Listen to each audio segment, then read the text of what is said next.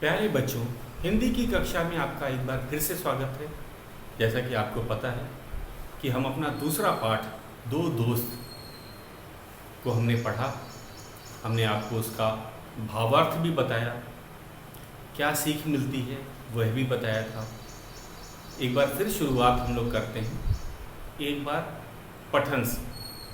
पठन अभ्यास से एक बार इसकी शुरुआत करते हैं और फिर हम शब्दार्थ पढ़ेंगे। उसके बाद मौखिक प्रश्नों के उत्तर चर्चा के द्वारा करेंगे, जो आज हमें करना है। तो शुरुआत करते हैं पाठ का पठन से। तो पाठ दो दोस्त। एक तालाब में एक कछुआ रहता था। पास ही एक पेड़ के नीचे बिल में खरगोश रहता था। अक्सर दोनों तालाब के किनारे मिल जाते थे। धीरे धीरे उनमें दोस्ती हो गई। एक दिन वे तालाब के पास गुनगुनी धूप में बैठकर बातें कर रहे थे कि एक भेड़िया उधर आ निकला। भेड़िए को देखते ही दोनों जान बचाने के लिए अपने अपने घरों की ओर भागे। खरगोश तो एक दो छलांगों में ही अपने बिल में पहुंच गया, पर कछुआ धीमी चाल से चल रहा था। वह तालाब तक नहीं पहुंच सका। उससे पहले ही भेड़िए ने उसे धर दबोचा। भेड़िए ने कछुए को खाने के लिए उसके शरीर पर दांत गड़ाए, पर कछुए पर कोई असर न हुआ। भेड़िए ने नाखूनों से उसकी खाल फाड़नी चाहिए, पर कछुए के शरीर के ऊपर का खोल इतना सख्त था कि नाखूनों का भी कोई असर नहीं हुआ। भेड़िया और तेजी से दांत और नाखून मारने लगा। बिल से बाहर मुंह निकाले खरगोश यह सब देख रहा था। वह अपने दोस्त को बचाने का उपाय सोच रहा था। तभी उसकी आंखों में चमक सी आ गई। उसे एक उपाय सूझा। खरगोश हिम्मत करके भेड़िए के पास पहुंचा और बोला, ताऊ जी, यदि आप बुरा ना माने तो एक बात कहूं। इस कछुए की खाल बहुत ही मोटी है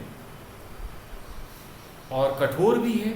आप अपने नाखूनों या दांतों से इसे काट नहीं सकेंगे। आप ऐसा कीजिए कि इसे थोड़ी देर के लिए पानी में डाल दीजिए। पानी से इसकी खाल नर्म और मुलायम हो जाएगी, तब आप इसे आराम से काटकर खा सकेंगे। भेड़िए ने गर्दन घुमाई। हाँ, यह ठीक रहेगा। तुमने अच्छी तरकीब बताई। मैं इसे अभी पानी में डाल देता हूँ। ऐसा कहकर भेड़िए ने कछुए को तालाब के पानी में डाल दिया। बस अब कछुआ भी अपने घर पहुंच गया था। खरगोश खी खी करके हंसने लगा और वहां से भाग निकला। तो ये बच्चों, ये था हमारी कहानी। और मैंने आपको शब्दार्थ लिखवा ही दिया था कल, आपको याद होगा। इसके शब्दार्थ भी बहुत आसान है। इस पाठ में कोई मुहावरा नहीं था। मैं फिर से एक बार बता दूं, शब्दार्थ और मुहावरा लिखा है। इस पाठ में कोई मुहावरा नहीं है। सभी के सभी शब्दार्थ ही दिए हैं। तो एक बार मैं पढ़ देता हूँ। पहला शब्दार्थ है अक्सर। अक्सर का अर्थ होता है प्रायः। तो पाठ के अनुसार इसका अर्थ आपको बताते हैं। तो अक्सर खरगोश और कछुआ तालाब के किनारे मिलते थे। गुनगुनी का अर्थ होता है हल्की गर्म। ठंड में लोग गुनगुनी धूप का आनंद लेते हैं। तो ये थी गुनगुनी का अर्थ। छलांग। छलांग को कुदान और चौकड़ी भी कहा जाता है। कुछ जीव जैसे कि मैंने आपको बताए थे, हिरन, कंगारू, ये सब छलांग लगा के चलते हैं। तो छलांग का दूसरा अर्थ होता है कुदान या चौकड़ी। धर दबोचना, अचानक पकड़ लेना। तो शिकारी जो होता है अपने शिकार को धर दबोचता है। अचानक से पकड़ लेता है। खाल, खाल का अर्थ होता है चमड़ी। और अगला शब्द है सख्त। सख्त का अर्थ होता है कठोर। ताऊ का अर्थ होता है बड़े चाचा या पिता के बड़े भाई। पिताजी के बड़े भाई को भी हम ताऊ कहते हैं। तरकीब का अर्थ होता है उपाय। तो ये थे हमारे शब्दार्थ। इस पाठ में कोई मुहावरा नहीं आया है। अब हम इसके प्रश्न उत्तर करेंगे। आपको पता है आज हमें इसके मौखिक प्रश्न उत्तर करने थे।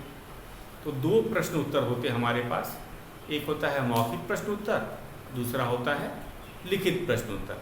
मौखिक प्रश्न उत्तर हम चर्चा के द्वारा करते हैं और लिखित प्रश्न उत्तर हम लिख करके अपनी नोटबुक में भी लिखेंगे और पाठ में जो जगह दिया गया है उसमें भी हम लिखते हैं। तो शुरू करते हैं अपने प्रश्न उत्तर मौखिक। तो पहला है हमारा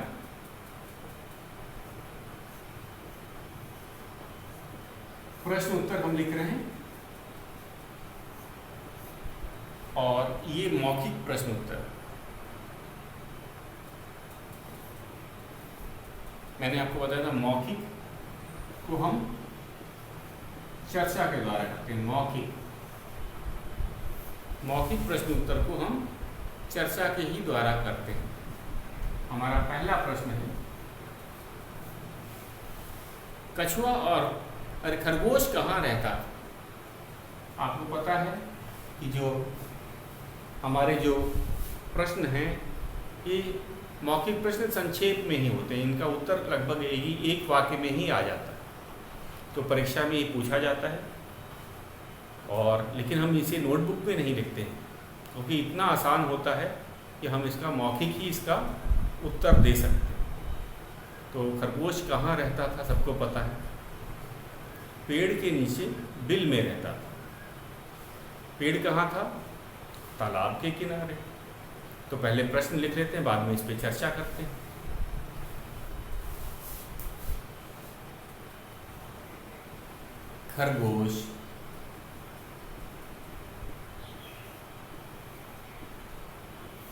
खरगोश कहाँ रहता था?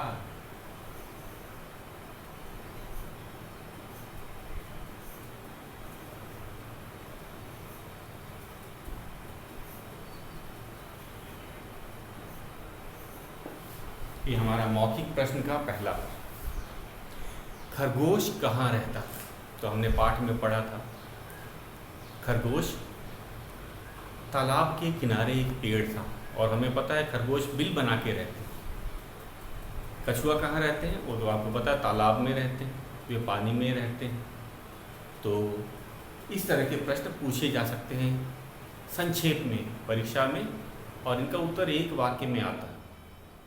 इसका उत्तर किस में आएगा? एक वाक्य में ही हमें देना होता है। तो खरगोश कहाँ रहता था? हम लिखेंगे खरगोश तालाब के किनारे पेड़ के नीचे एक बिल में रहता था। या फिर हम इसे ऐसे भी लिख सकते हैं खरगोश पेड़ के नीचे बिल में रहता था। तो दोनों ही उत्तर सही है। तो परीक्षा में हम इस चीज़ का ध्यान रखेंगे कि जब भी हमें प्रश्न पूछा जाएगा तो हम इसे अपने शब्दों में लिखने की कोशिश करेंगे। तो ये था हमारा कौन सा प्रश्न? पहला प्रश्न।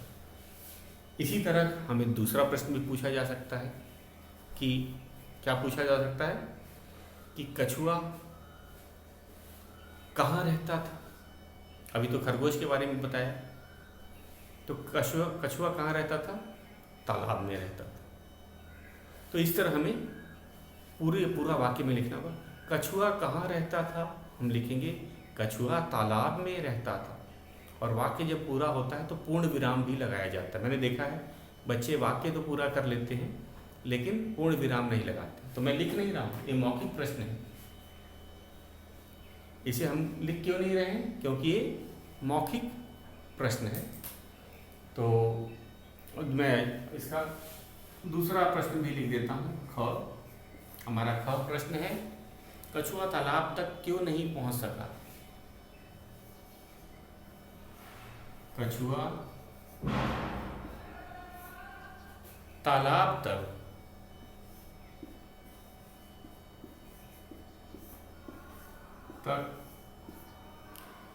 क्यों नहीं पहुंच सका? क्यों नहीं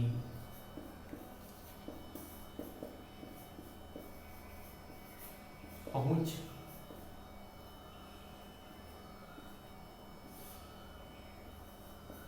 सका?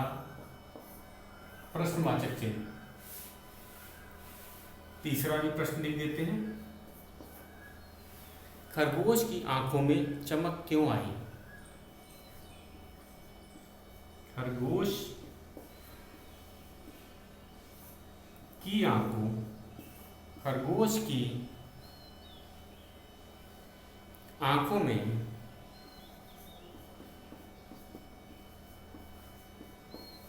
खरगोश की आंखों में चमक क्यों आई?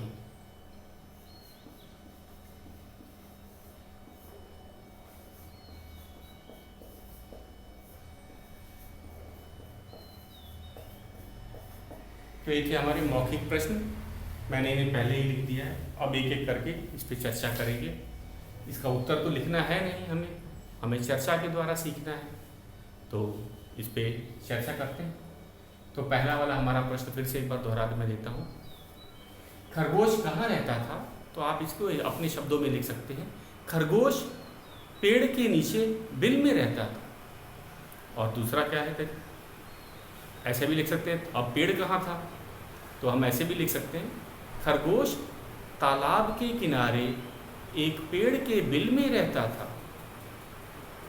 तो कभी भी सही है। तो हम अपने शब्दों में लिखेंगे, दोनों ही उत्तर सही हैं।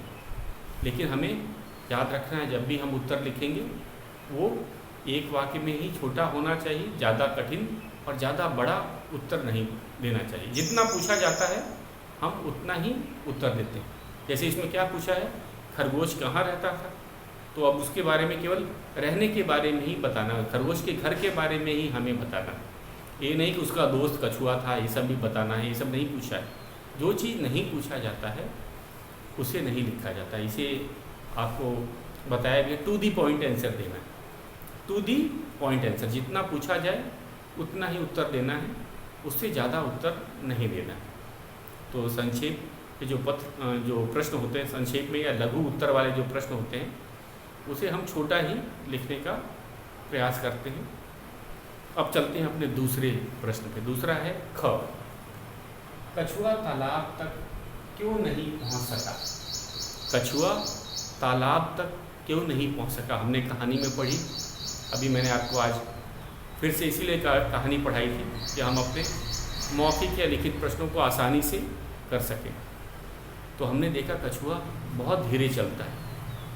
कछुआ क्या होता है, उसके पैर छोटे होते हैं, उसका खोल काफ़ी भारी होता है, काफ़ी मजबूत होता है, तो इस कारण से वह तेज़ नहीं चल सकता।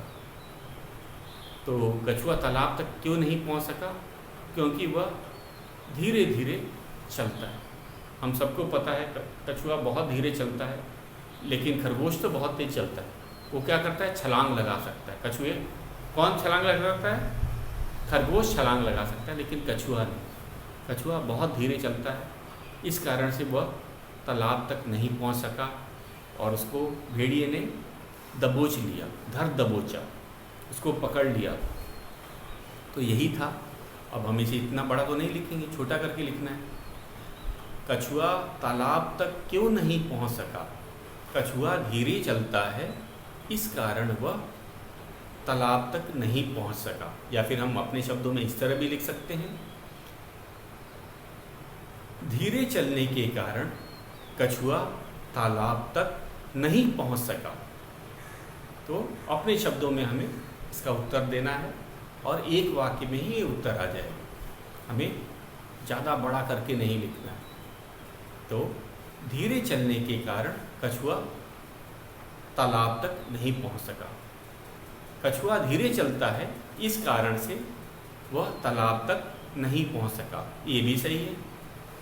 तो हमें इस तरह प्रश्नों के उत्तर देने। तो ये था हमारा कौन सा प्रश्न? ख प्रश्न। मौखिक का ख हमने कर लिया। कछुआ तालाब तक क्यों नहीं पहुंच सका? कछुआ तालाब तक नहीं पहुंच सका क्योंकि वह धीरे चलता है। धीरे चलने का कारण भी मैंने आपको बताया था। उसके पैर बहुत छोटे होते हैं, उसका जो खोल होता है जो वो काफ़ी वज़नदार होता है, मजबूत होता है और भारी होता है। इस कारण कछुए की जो चाल होती है वो काफ़ी धीरे होती है। अगला है, खरगोश की आंखों में चमक क्यों आई? हम देख रहे थे जब कछुए को भेड़िए ने पकड़ लिया तो क्या हुआ? खरगोश कहाँ था? खरगोश अपने घर में पहुँच गया था। वह घर में अपने पेड़ के बिल से देख रहा था। उसने क्या देखा कि कछुआ किसके कब्जे में है? भेड़िए के। कछुए को भेड़िए ने पकड़ रखा था और उसके खाल को अपने दांतों से काटने की कोशिश कर रहा था, नाखूनों से काटने की कोशिश कर रहा था।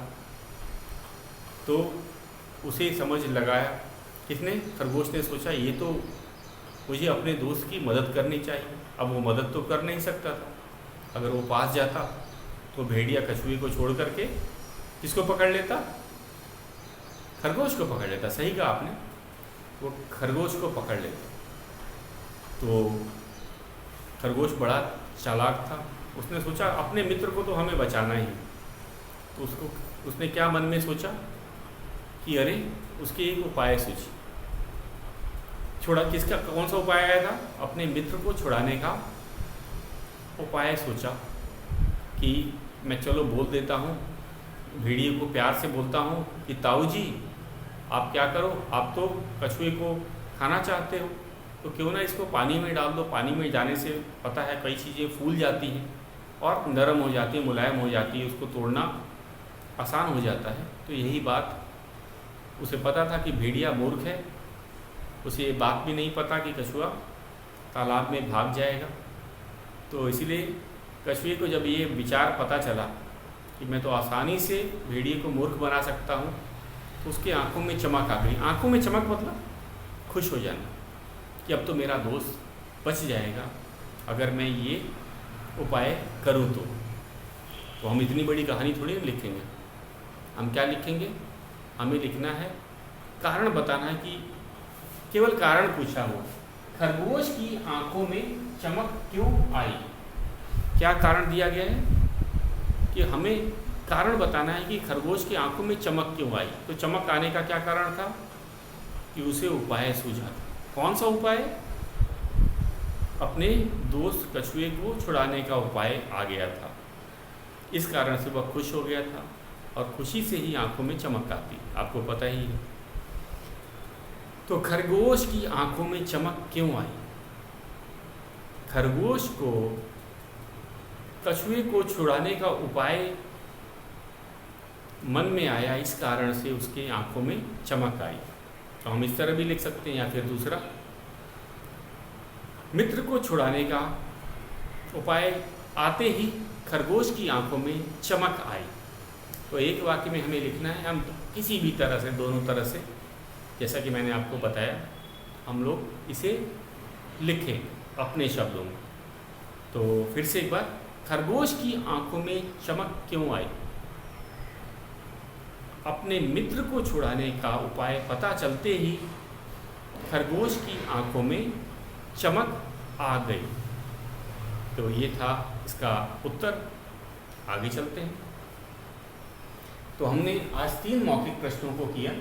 ये मौखिक प्रश्न क्यों इम्पॉर्टेंट हैं, हम कहेंगे क्यों महत्वपूर्ण है? क्योंकि इसके अंदर क्या है, ये हम लिखित रूप में नहीं, आप देख रहे हैं हम लोग केवल चर्चा कर रहे हैं। हम लोग 2 जगह चर्चा करते हैं, एक तो वीडियो में भी चर्चा करते हैं और ऑनलाइन कक्षा में भी मौखिक प्रश्नों के लिए। क्योंकि मौखिक प्रश्न हम लिखते तो हैं नहीं, केवल चर्चा से ही समझ लेते हैं, और परीक्षा में जब आता है तो एक वाक्य में लिखना होता है और आसान भी होता है, तो इसलिए हम आसानी से लिख सकते हैं। तो एक बार फिर से मैं दोहरा देता हूँ। और अगर किसी बच्चे को कोई परेशानी हो तो ऑनलाइन क्लास में भी हम जब मौखिक प्रश्न पे चर्चा करेंगे तो आप ये मुझसे पूछ सकते हैं। तो एक बार फिर से शुरू करते हैं। पहला प्रश्न है हमारा, खरगोश कहाँ रहता था? मतलब खरगोश का घर बताना। तो खरगोश तालाब के किनारे पेड़ के नीचे रहता था। तो हमने उसका घर बताया। खरगोश तालाब के किनारे एक पेड़ के नीचे बिल में रहता था। फिर से, खरगोश कहाँ रहता था? खरगोश पेड़ के नीचे एक बिल में रहता था। तो किसी भी तरह हम अपनी सुविधा के अनुसार एक छोटा वाक्य बनाएंगे और सभी सही। हमें देखा, हमने अलग अलग तरह से वाक्य बताए और सभी के सभी सही। दूसरा है हमारा, कछुआ तालाब तक क्यों नहीं पहुंच सका? हमें कारण बताना है कि जो हमारा कछुआ था वो तालाब तक क्यों ना पहुंच सका। क्योंकि उसका जो दोस्त था खरगोश, वो तो अपने घर तक पहुंच चला गया था, लेकिन कछुआ का घर क्या है? तालाब तक था। लेकिन कछुआ नहीं जा पाया। कारण यही था कि कछुआ धीरे चलता है। हर जीव का अपना स्वभाव होता है। जैसे मैंने आपको बताया, खरगोश छलांग लगा के चलता है, हिरन छलांग लगाता है, कंगारू भी छलांग लगाता है और मेढक भी छलांग लगाता है। लेकिन कछुआ छलांग नहीं लगा सकता। इसके पैर बहुत छोटे होते हैं और इसका जो कवच है, जो इसकी खाल है, वो काफ़ी मोटी होती है, कठोर होती है और भारी होती है। और इस कारण से वह बहुत धीरे ही चल पाता है। तो हमें यही कारण बताना है कि कछुआ तालाब तक क्यों नहीं पहुंच सका, क्योंकि वह धीरे चलता है। कछुए की जो चाल होती है वो बहुत धीरे होती है। यही हमें बताना है। तो उत्तर लिखेंगे, कछुआ तालाब तक नहीं चल सका। फिर से, कछुआ तालाब तक नहीं पहुंच सका क्योंकि वह धीरे चलता है। तो इतना भी हम लिखेंगे, एकदम सही है। या दूसरी तरह से दूसरा वाक्य बनाते हैं, धीरे चलने के कारण कछुआ तालाब तक नहीं पहुंच सका। तो हमारी ही मर्ज़ी है कैसे हम लिख रहे हैं। हमें ये वाक्य लिखना है, छोटा ही वाक्य लिखते हैं और जितना पूछा जाता है उतना ही टू दी पॉइंट आंसर होना चाहिए। मैंने आपको ये बताया था। अब हमारा ग प्रश्न फिर से एक बार इसको देख लेते हैं। हमने ये 2 कर लिया। ग है, खरगोश की आंखों में चमक क्यों आई? चमक का कारण में क्या है? कुछ ये ना समझे कि आँख में चमक तब आती जब व्यक्ति खुश होता है। मैंने फिर से बता देता हूँ, आँख में चमक तब आती है जब व्यक्ति खुश होता है। तो जब खरगोश ने देखा कि जो भेड़िया है उसके दोस्त कछुए को पकड़ रखा है, उसके खाल को काटने की कोशिश कर रहा है, तो उसके दिमाग में एक उपाय आया, क्यों ना अपने दोस्त को बचाया जाए और दोस्त की मदद भी करनी चाहिए। तो उसने एक उपाय सोचा। उपाय आपको पता ही है, फिर से मैं बता देता हूँ। उसने क्या उपाय सोचा कि भेड़िया तो मूर्ख है, उसको बोल देते हैं कि कछुए को पानी में डाल दे और जब उसकी खाल नरम हो जाएगी तब आप खा लेना। और जैसे ही उसको पता था कि जैसे ही कछुए को पानी में डाला जाएगा, तालाब में डाला जाएगा, कछुआ डुबकी लगा करके अपने घर में चला जाएगा और भेड़िया उसे नहीं पकड़ पाएगा। तो ये था, तो यही उपाय किसके दिमाग में आई? खरगोश के दिमाग में आई। और जब भी खरगोश को पता चला कि इससे मेरे दोस्त की जान बच सकती है, तो वो काफ़ी खुश हुआ और खुशी के कारण उसकी आंखों में चमक आई। तो हम क्या लिखेंगे? खरगोश की आंखों में चमक क्यों आई?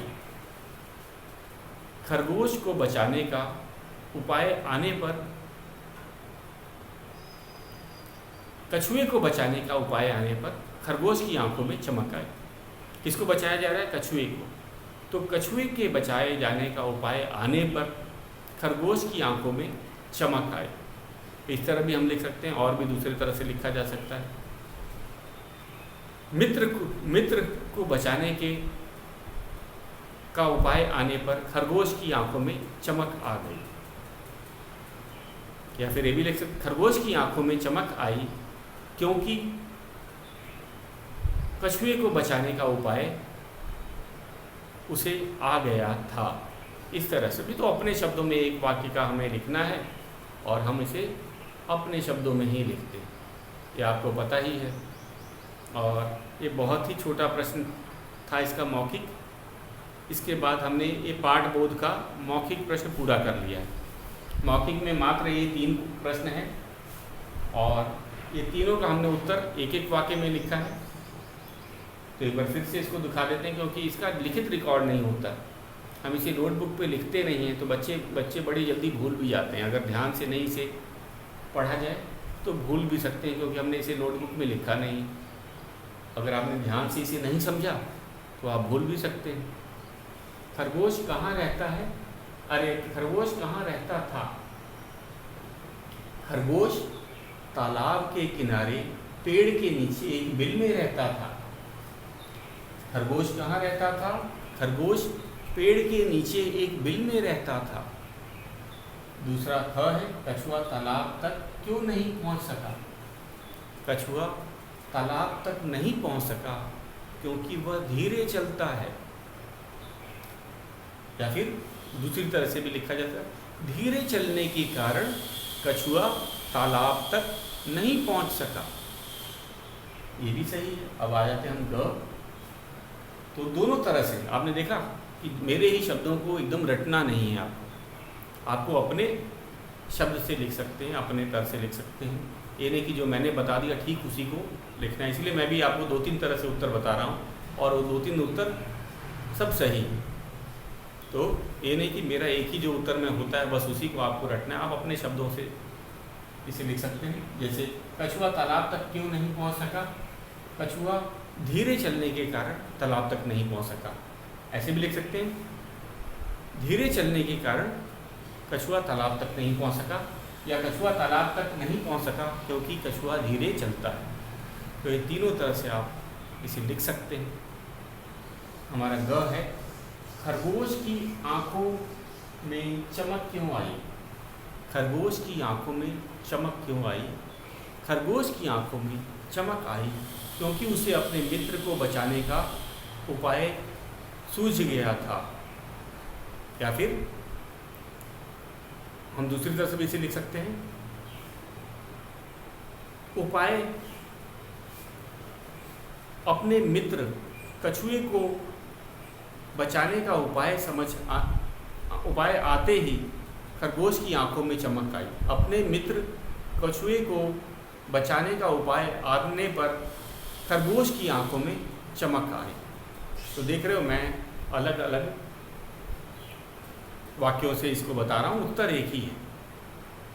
तो हम अलग अलग तरह से भी इसे बता सकते हैं, लिख सकते हैं, और हमें वाक्य को छोटा रखना है। मैं फिर से बता देता हूँ कि जब भी हम मौखिक प्रश्न जो देते हैं परीक्षा में आता है वो संक्षेप में ही लिखना होता है। संक्षेप मतलब छोटा, इसको बोलते हैं, इसका उत्तर लघु रूप में लिखा जाता है, एक वाक्य। तो ये था हमारा मौखिक प्रश्न। तो बच्चों हमने अपने मौखिक प्रश्नों को आज कर लिया। हमारा कल लिखित प्रश्नों को हम करेंगे। लिखित प्रश्न को बुक में भी करेंगे, क्योंकि देख रहे हैं आप बुक में जगह दिया हुआ है। हमारे 3 लिखित प्रश्न हैं और जगह भी दिया गया है। तो कहाँ हम इसको बुक में भी करेंगे और नोटबुक में भी, कॉपी में भी करना है और बुक में भी करना है। तो आज आपका गृह कार्य क्या है?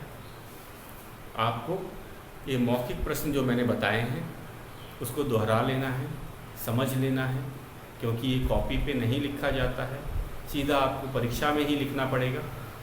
और अगर कोई परेशानी होगी तो हम जब ऑनलाइन क्लास में चर्चा करेंगे तो इसको भी, मौखिक प्रश्नों को भी करते हैं, आपको पता है, तो तब हम इसे पूरा कर लेंगे। तो आज का गृह कार्य, आपको मौखिक प्रश्न को समझना है और उसे याद रखना है। याद क्या रखना है कि इसका उत्तर काफ़ी छोटा होता है, आप अपने शब्दों में लिख सकते हो, एक वाक्य में आप इसे आपको लिखना चाहिए। तो बच्चों ये था हमारा मौखिक प्रश्न। और कल हम करेंगे अपना लिखित प्रश्न। तो आज के लिए बस इतना ही।